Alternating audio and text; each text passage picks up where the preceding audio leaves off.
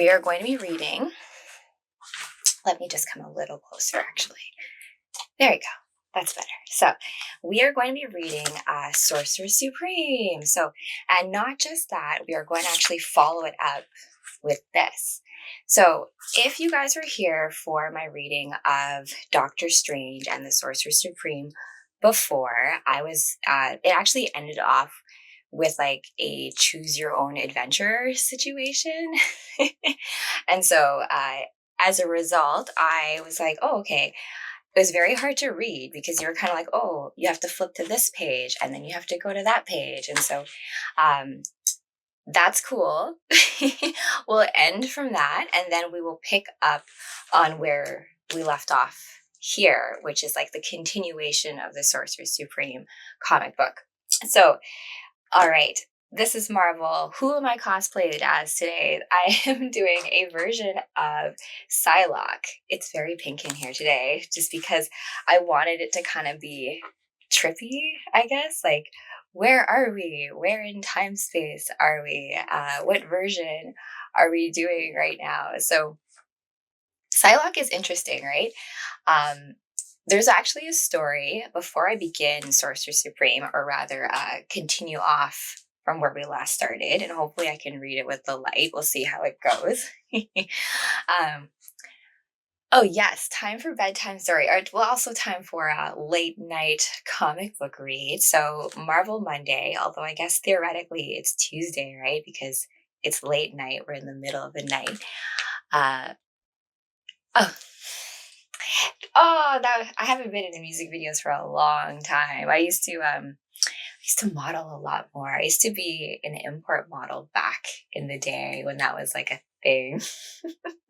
Okay, so I'm going to give you a quick story about Psylocke. So I'm cosplaying as Psylocke. Psylocke's been done a few times. I think Olivia Munn has played her, and I love Olivia Munn, and she did a good Psylocke as far as I could tell. But I don't think they ever really went into detail as to like who Psylocke was, what her background story is. And it's actually quite fitting that Merlin is actually in some of these stories. Hold on, let me just bring the light up a little bit closer to me. There. Mucho better. Or maybe, let's go here. All my comic books around me today, you guys. Here. Thank you for your patience. All right. Okay. So I'm going to give you guys some background into Psylocke, and then we will get started in tonight's comic book read. So it's going to be kind of like a two-parter. I'm going to give you some background into Sorcerer Supreme, what we read previously, and you can get that read off of, where can you get it? Just make sure I don't have too much cleavage for TikTok.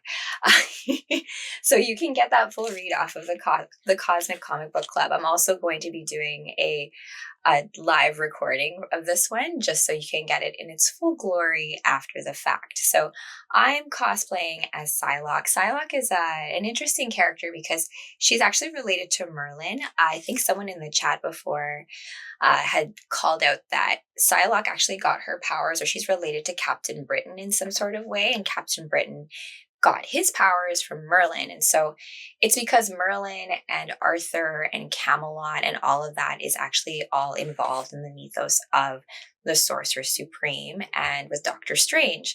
So that's why it's all kind of like intertwined as far as it goes. So quick story about Psylocke and Rachel Summers, which is kind of fun because my real name is Rachel, right? But Rachel Summers and Psylocke in one comic book. I don't have it with me right now, so I'll give you like a quick rundown, a quick synopsis. Read Cole's notes version of what the story was about. But so Psylocke and Rachel Summers end up going to the White Hot Room. The White Hot Room is a place where all of the hosts of the Phoenix Force, so if you remember like Jean Grey, if you remember Jean Grey and the Phoenix in general, they all hosts of the Phoenix Force, or in general, because like Scott Summers, there's a few other people who like held that energy mantle, right? They all go to this place called the White Hot Room. Now, I've noticed this a lot when it comes to X-Men is that they love to do like time travel. So like, what time are you? Where are you? It's Connor, no, not Betsy Braddock. It's, oh, really? She's not Betsy Braddock? When did that happen? Oh, you know what? That's why I also say that comic books are a great way to look at like multi-reality, multiversity, in general, our own reality. A few years back, how did that happen? So was it a story that it ended up happening, or how did it? Weird. Okay, I'm gonna go with Betsy Braddock's background story. I feel like this is recons. They said they body switched. What? Okay, so I'm gonna go with the story I know. Please feel free. I will do a little bit more of a deep dive into this later before we get into oh, not before, afterwards, because then I feel like we might get into like a little bit of a whole tangent.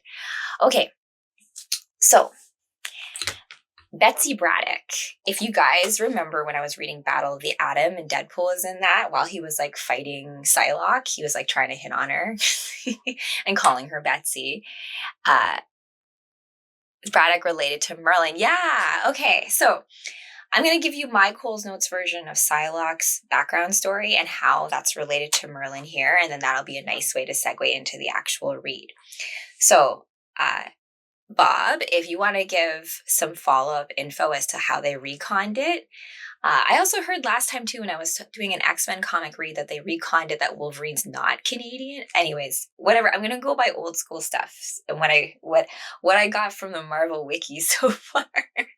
So what I know about Psylocke is that I didn't even tell my initial story about the white hot room. Okay, so Psylocke and this is like, yes, exactly. Definitely have me on in the background as you're contemplating life and reality and before you go into your dreams. But so Psylocke and Rachel Summers. Rachel Summers is Scott Summers and Jean Grey's daughter from the future. She comes back to teach something called the ethics of time travel to the X-Men, which is quite fitting. So Rachel Summers and Psylocke go on this adventure where they end up going to the White Hot Room, which is, this place where all the hosts of the Phoenix rest. And if you know anything about time travel, like time isn't linear. Things are always just kind of happening in cycles. And so it can get really confusing when you're like, am I in the past? Is this the future? The days of future past? Whichever. So Psylocke and Rachel Summers end up in this situation in the crystal where Psylocke sees all the different versions of herself from like different timelines. And she's like, oh, I'm like a nurse in one. I'm like a different kind of superhero in another. I look completely different in all these other things. But Rachel Summers, she just is like the same in every timeline. So that's something to be said about how certain characters are meant to play different flavors or Ninja Quanon. I'm totally not pronouncing that right. I apologize. But to get into the body switching thing, what I know about Psylocke is, before we get into this and her connection to Merlin, is that Betsy Braddock is actually this English woman who body swapped with a ninja assassin, an Asian ninja assassin. They body swapped and she ended up in that body. So that's why Betsy Braddock is Psylocke and she looks Asian. It's kind of like some altered carbon stuff if you think about it, right? You have like the skin of whatever like consciousness is and it goes into like a different body, right? I don't know what the recon is, but I think the beauty of comic books is, and it's just like myth, where you'll have multiple stories of the same thing, similar beats, but there's variations on it, right? So even when I took myth in university, if you look at like the 12 labors of Hercules, and you have all these different essays too about how all the different labors match up with the zodiac signs and all, and it's all interpretation, right? And also when you take a story, like, I don't know if you guys are familiar with Orpheus and Eurydice, that myth where, they go to the underworld and then he can't look back at Eurydice because if he does, like, she goes back and he loses. But he checks on her and he loses. But I've heard retellings of like how he like, it ends up being a happy ending. And I think the point is that with all of these stories and all of these mythos, the versions, all different versions can coexist and all be true. I think our society, we have a hard time dealing with that concept, the fact that there are many truths and then there is the truth, which encompasses multi-truths. So, oh yeah. Betsy became Captain Britain for a bit. Yes, and Captain Britain gets powers from Merlin, and that is a beautiful segue into what I'm reading you guys tonight. Hi, Pikachu. Welcome. Pika Pika. Ooh, okay. So I'm going to give you guys a quick synopsis, and then we are actually going to start here. We're going to read the next part of Doctor Strange and the Sorcerer's Supreme. Ooh, a community fest. Thank you for all the fun gifts and the likes. I appreciate it, you guys. Okay, this is also a live recording, so you will be able to get this one in its full glory, unabridged. No comments. Hopefully the other recording works well. I've been having some technical difficulties lately, and astrologically, it's really spicy right now. Neptune is like completing some like 126-year cycle.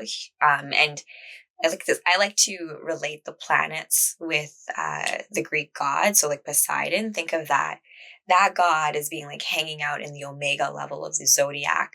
So there's a lot of like karmic endings happening right now on a grand scale and on a personal scale, right? Because anything that happens personally is also reflected in the great cosmos as well. So that's why I thought it was a good fitting read for us to look at Doctor Strange. So last time we read this, we started with Merlin in the beginning, talking about how locks are magic, doors are magic, and this idea that doors and even if you watch any kind of show or movies or any creative thing, doors and gateways are just, symbolically representative of portals, right? And entering a new realm, entering a new world. And so what we have here in this story is that your apprentice has informed me of your actions. I cannot let you do this, Merlin. So we've got King Arthur, pushing back against what Merlin is doing here right now. And then, I do not need your permission, Arthur. I am magic. My name is Merlin. And this is the moment, the one moment that I cannot unlock. So and remember what I told you guys about time. It's always happening forward, backward. We're just, what we perceive is just where we are in the story, right?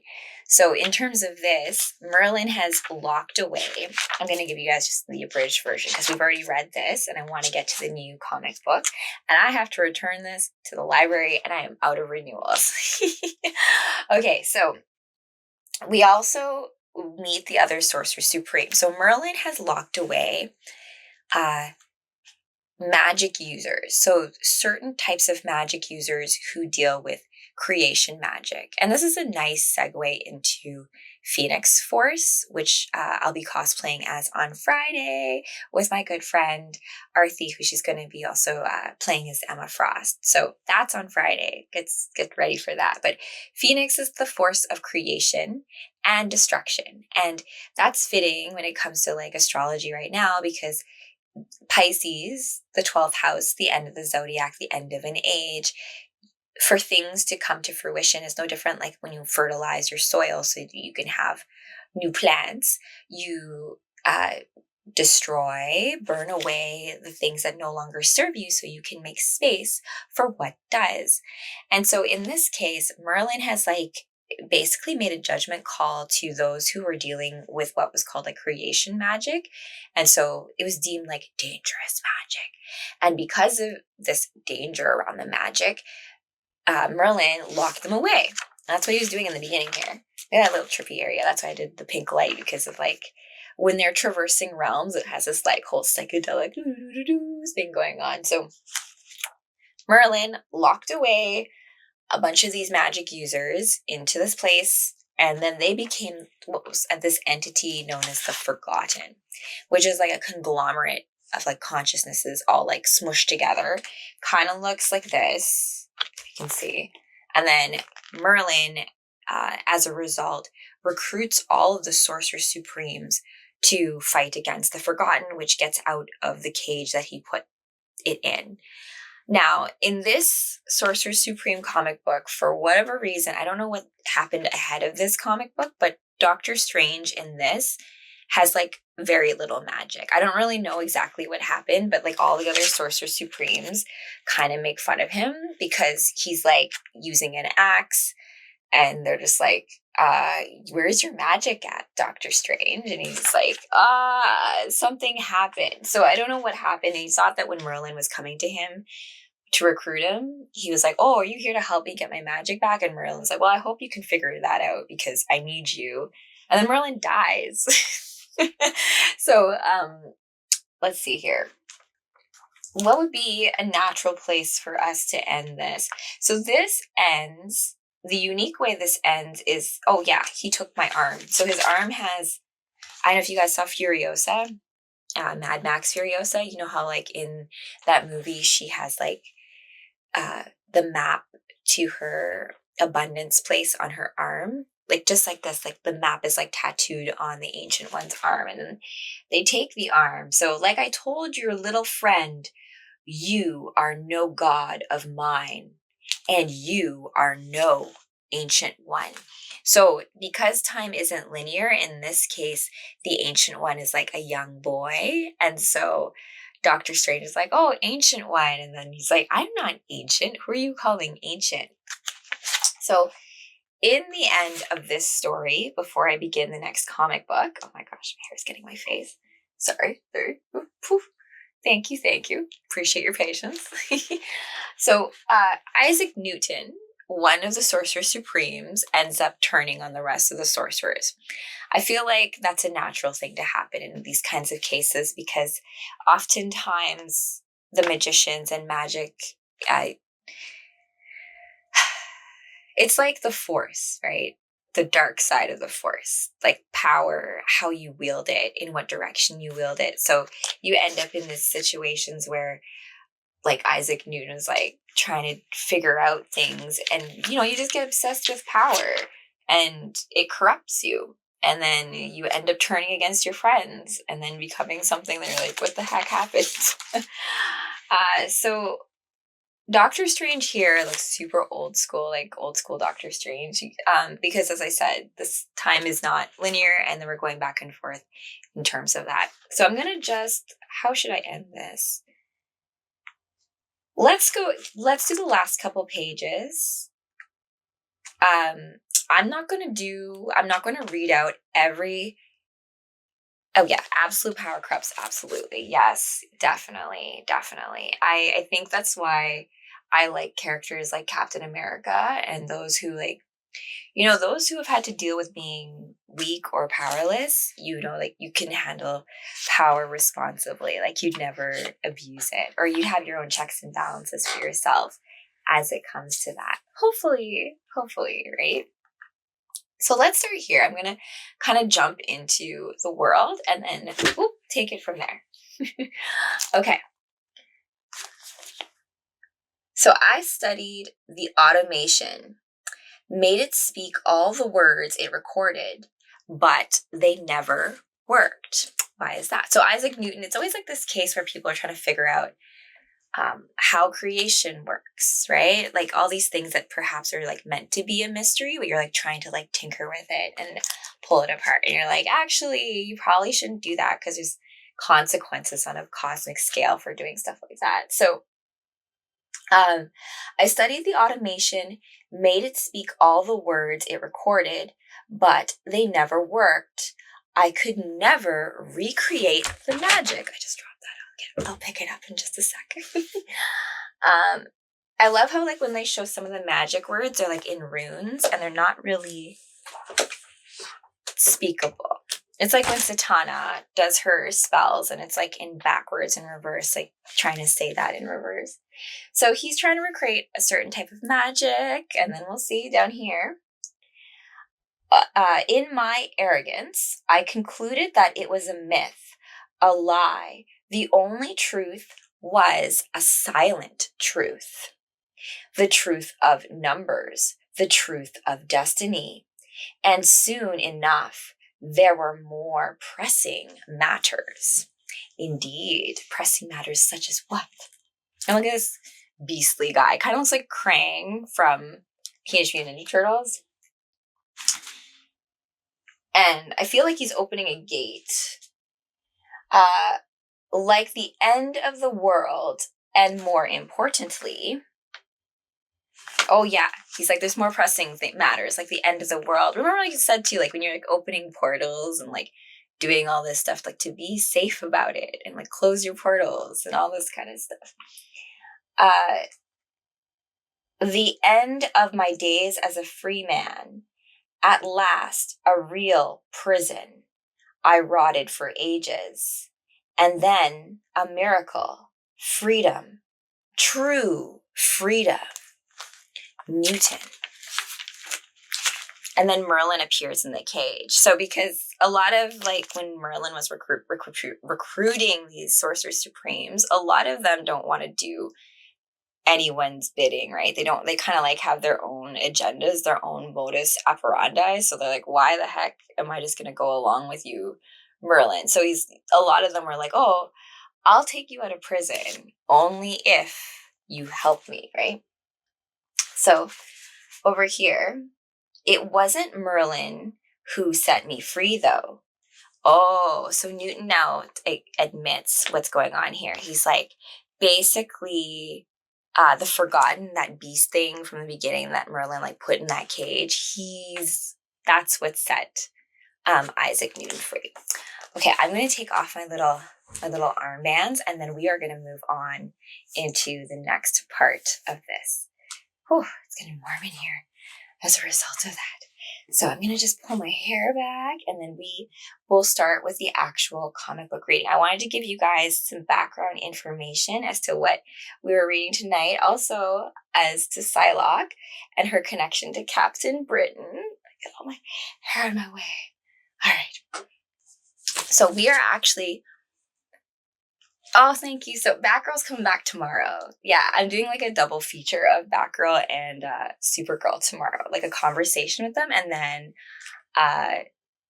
Supergirl's going to read Doomsday or finish Doomsday rather. Okay, let me just make sure this is here and this isn't too much in the face. All right, so let's just get started so that, we can just do this. So we are going to continue on. We finished off this where there was a couple of options. There was like a choose your own adventure situation. And then in the end, we have them in some like hell realm because they're like traversing realms, trying to destroy the forgotten, figure that whole thing out. So now this is the next one. I think it's the next one. I hope it's the next one chronologically. I'm going to flip to the side and then we can get started. Thank you guys for joining me for this comic book read. It's a special one because it's Marvel and I wanted to do like Marvel Mondays. So it's kind of that, but not really. Okay, so Doctor Strange and the Sorcerers Supreme. Time after time. Time after time. Okay, so here we go. Central Park, New York, present day. And then the Ancient One says, okay, you're joking. Sadly, no. Magic is weak in this time. Your powers, they may not work. They may not work how they normally work. So they usually tend to, make rules, I feel like they tend to create parameters around certain situations so that you don't have characters that are overpowered. It makes things a little bit more interesting in the story.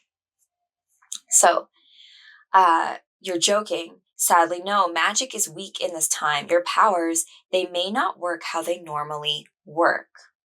They may not work at all. Well, what are we waiting for? Keep your brother safe, conjurer. We've got this. I think. So who are these guys?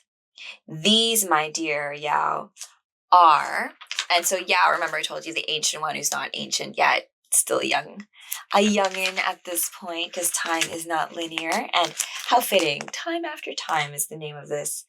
Oh, look, the Avengers show up. My apologies, specifically Spider-Man.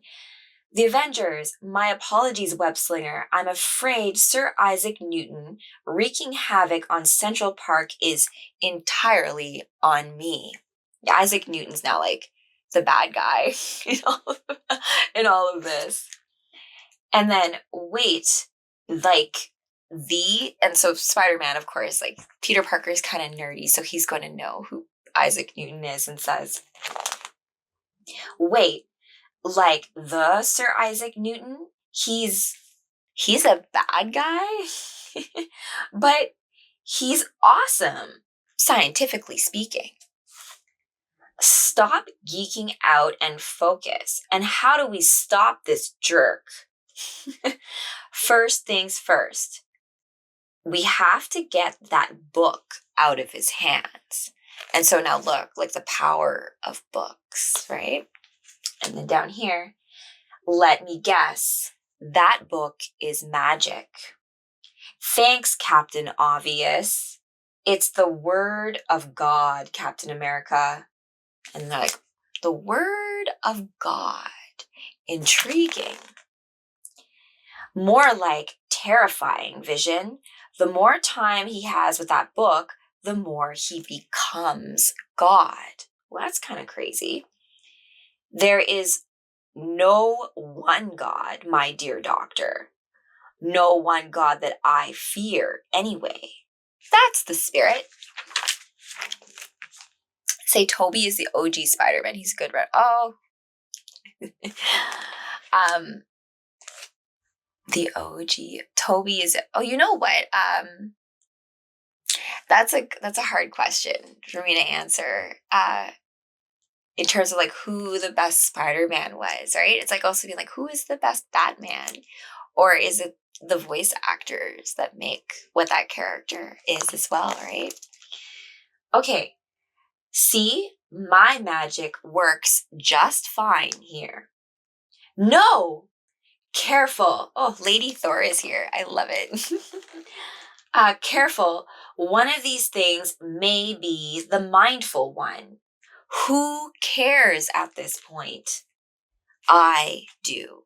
So the mindful one is like the automaton, I guess you want to call that Isaac Newton made, and Kushala has like this bond with it for some reason. Oh yeah, the cartoon from the 90s, voice acting. Mwah, I love. This is like a point of contention with my girlfriends because I've anime, right? No dubs on anime, but there are some dubs that like just have like a nostalgic twinge to me, and I can only picture the character with that voice. So it's just I think it's all up to you. Like, you make your own rules when it comes to like what you want to determine as canon in your own life. And then up here, that ought to hold you, kids. Wiccan, about using the mark of sorrow as a weapon. You were right. It's powerful, and unlike my own magic, it doesn't seem diminished in any way. The more you use it, the more it will bind to your soul, constructing it until you, well, sigh. There's always a price, isn't there? There's always a price. You can't get something from nothing, or like it's like a law of the universe, right? Matter is not created or destroyed. You don't get something from nothing. Oh yes, Doomsday is coming back tomorrow. I'm doing Marvel today, but tomorrow. Wait, what's tomorrow? Tuesday? Oh shoot. Yeah, no, Doomsday will be back tomorrow. Dr. Manhattan's gonna be back tomorrow. But not exactly. You'll see. Wednesday is going to be when Batgirl and Supergirl, I'm planning that whole thing. So today I'm Psylocke. And the reason I'm doing Psylocke is because we are reading a Doctor Strange Sorcerer Supreme comic book. And you may ask yourself, what the heck does Psylocke have to do with the Sorcerer Supreme? But Merlin in this story has recruited.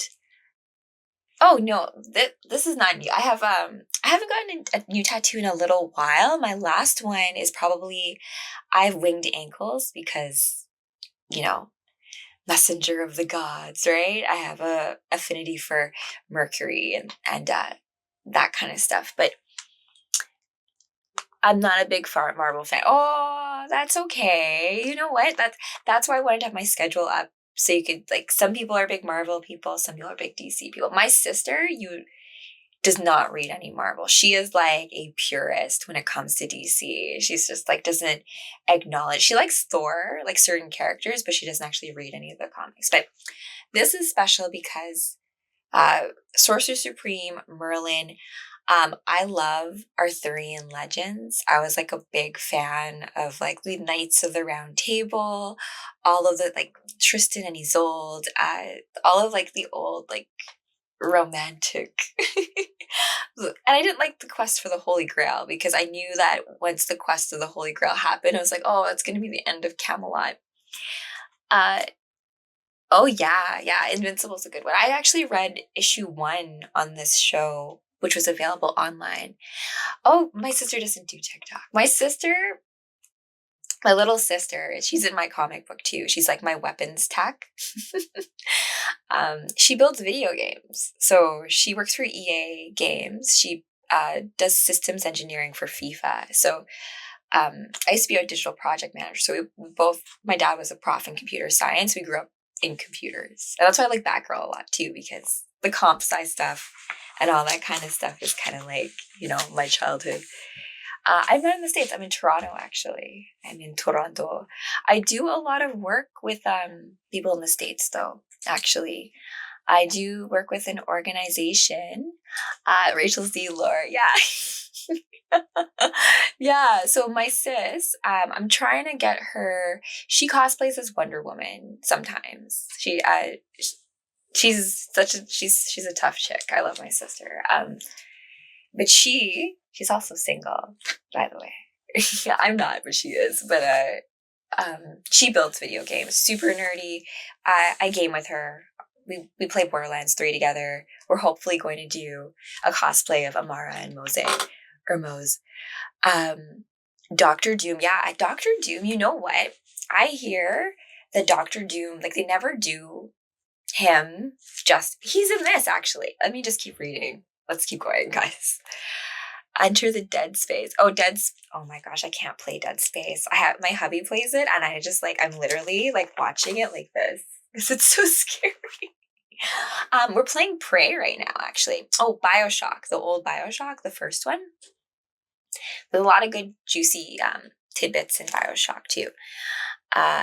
No, it's not published yet. I'm working on getting it funded, so that's why I've been kind of like not doing this live as on schedule as I've wanted to. I've been like busy working on trying to get my comic. Well, it's not just a comic book. It's actually like a 3-part series. It's the Dragon Warriors. I wrote a book when I was 14, a young adult novel.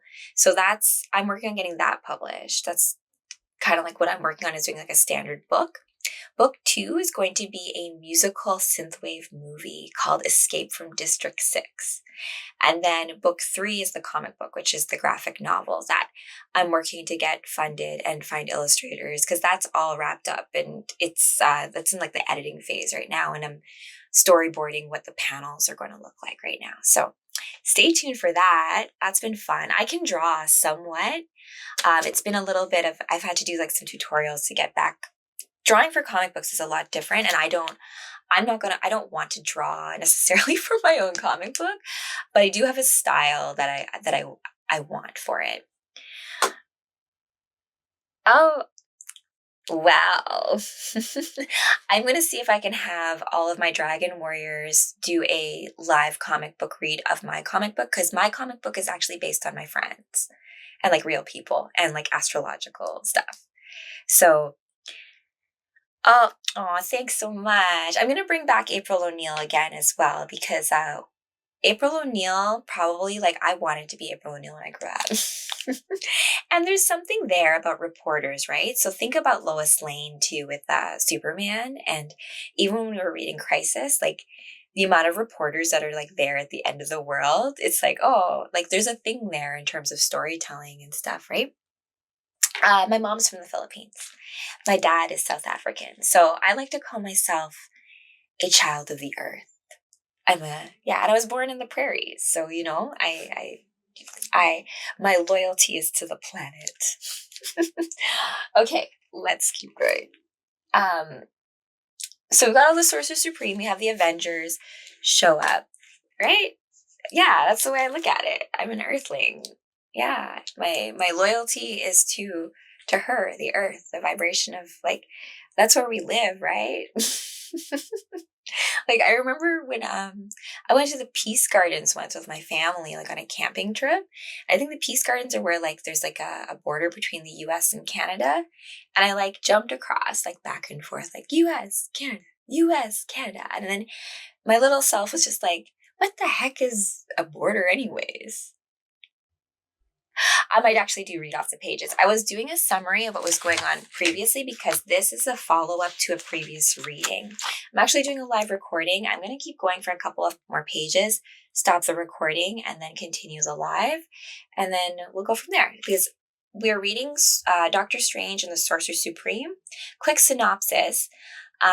Merlin basically made a call, kind of like a mistake. He kind of admits it and doesn't really admit it. But it's one of those things in time, when you think about time travel and stuff, I like to call them anchor points.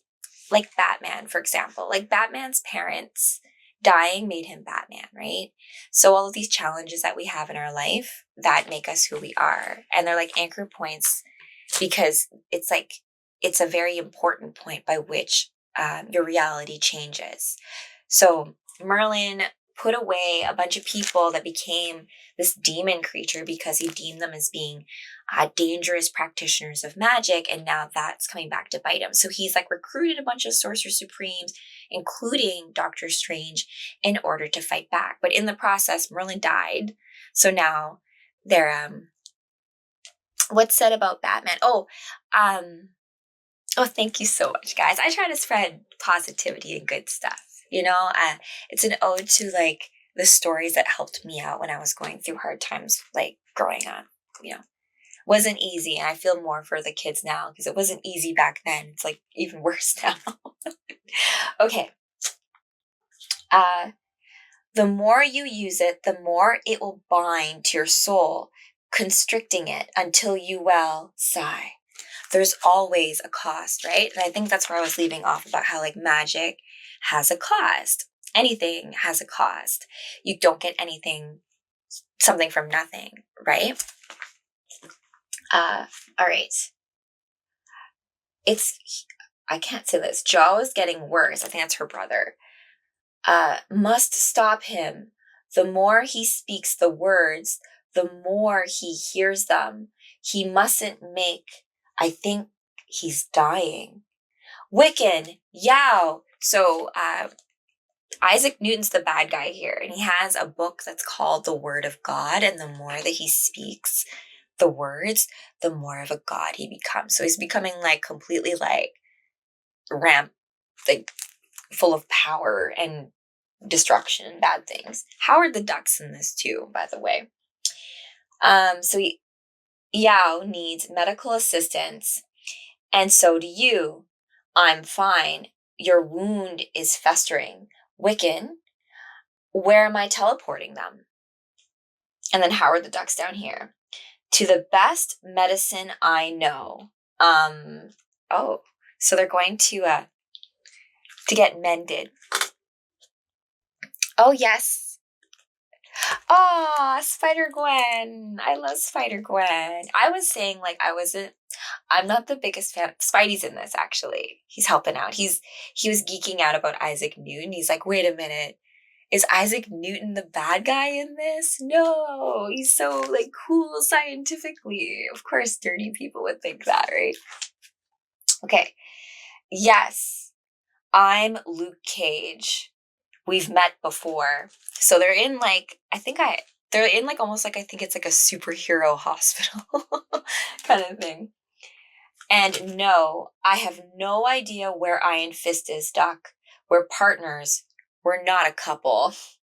Please, we are in need of a doctor. We need medical assistance. Then you've come to the right place. And I'm much better than a doctor. Mm-hmm. I'm a nurse. Stephen just called. You must stop him from speaking. Yow! I keep on like yow and jow. And then in here, let's get a look at this young man and get you some fresh bandages for your arm. I'm fine. I should be in battle. So does this mean that I gotta wait longer to get my topical cream? So it's funny. How are the ducks like waiting in the waiting room too, being like, I just need some cream for my rash. And then over here, these words Newton is using, they seem familiar somehow. They should be. These are the words of God. Some say they created us all. Perhaps, but God did not create me. And this is what Vision is saying. So this is like, comic books get into like these spicy little like conversations, right? Newton, what have you done with mindful? I hate this century, says Kushala. And then down here, time to die, Kushala. No. I don't know, because mindful is kind of like Newton's creation. And if Newton's gone bad, it's more than likely mindful's gone bad too, I think, basically. And then on this side, mindful, please help us. I know you're good. Mindful, bad. Mindful must hurt others. But not Kushala. Never Kushala. Pow. Mindful, wait. What does Newton want? That which is below. Mm-hmm.